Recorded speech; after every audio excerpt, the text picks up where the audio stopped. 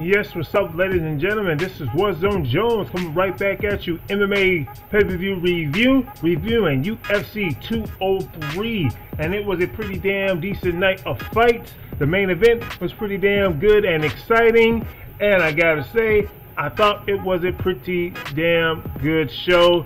Hey, I recommend it. Go ahead and check it out. Now we're gonna start with the first fight of the night, of course. Or rather, it's not the first fight of the night, but it is going to be the first fight that I'm going to review.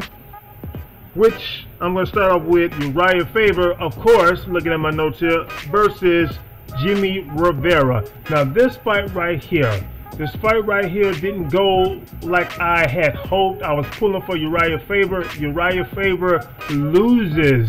And it's just unfortunate because, hey, I'm a big fan of Uriah Faber. Jimmy Rivera, I don't know too much about the guy. Matter of fact, I don't know anything about the guy. I've never seen him fight before. But I have seen Uriah Faber fight before. But Uriah Faber just didn't look himself. He wasn't able to basically execute whatever the hell his game plan was. I don't know what his game plan was, but you can tell whatever he was trying to do, he just couldn't get it off. He wasn't able to land anything big. He wasn't even able to really land kicks. It looked like he went for a lot of axe kicks, you know, where your foot goes up and it comes down like an axe. It looked like he went for those, but wasn't really able to land any of those. But Jimmy Rivera landed a bunch of heavy kicks. He landed a heavy kick so hard that Uriah Faber completely collapsed, man, and he literally collapsed like a stack of dominoes. He was able to get back up, of course, but his leg was really red. It was bruised. It looked like he was hurt. So definitely Uriah Faber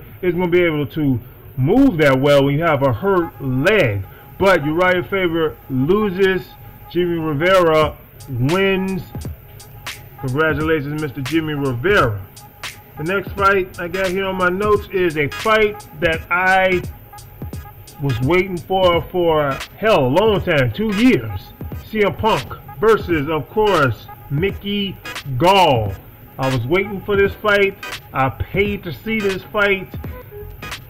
I only paid to really basically see this fight. Yeah, I wanted to see other fights too, but the reason why I paid my money is because I wanted to see this fight, and this fight was short.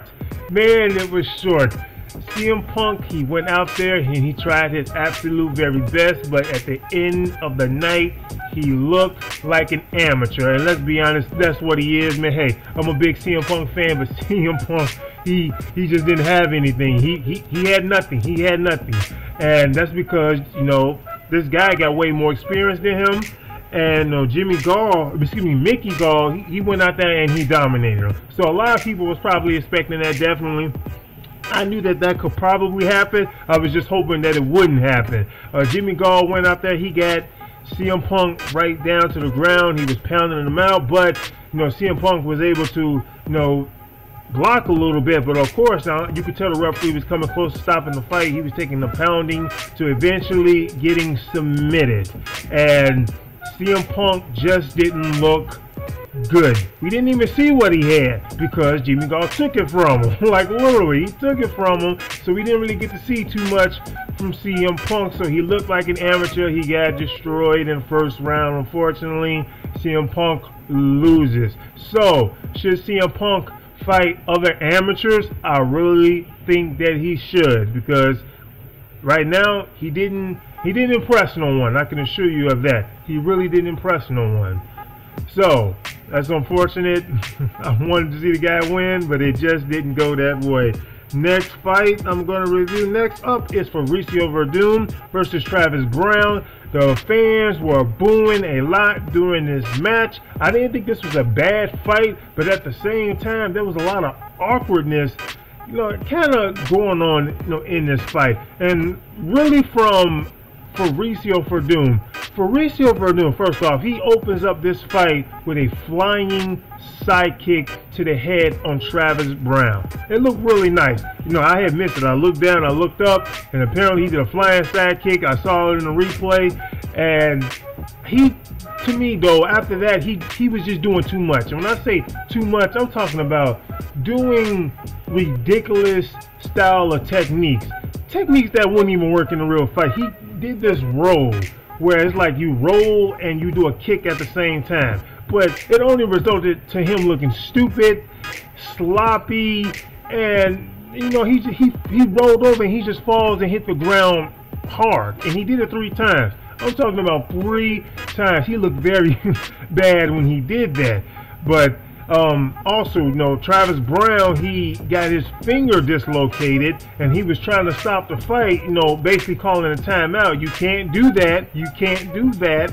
And when he was backing off, you know, what's his name? Mauricio Verdun, he just ran up to him and hit him in his face because he was trying to stop the fight on a timeout. You can't do that. So, but at the end of the night, Mauricio Verdun wins. So we're gonna move on from that. Some people definitely wouldn't like that fight. It was kind of awkward. It really was. Next fight, main event. We had Alistair Overeem versus Stipe Miocic. The main event fight. This fight, man, had some really close calls. It really did. I liked this fight. I was pulling for Alistair Overeem because, you know, I like Alistair Overeem. And Alistair Overeem, you know, almost knocked out Stipe Miocic in the first round pretty damn quickly. He gives him I believe it's a left jab or maybe a left cross, but he lands him. He lands it real nice, and Stipe Miocic literally lands on his ass.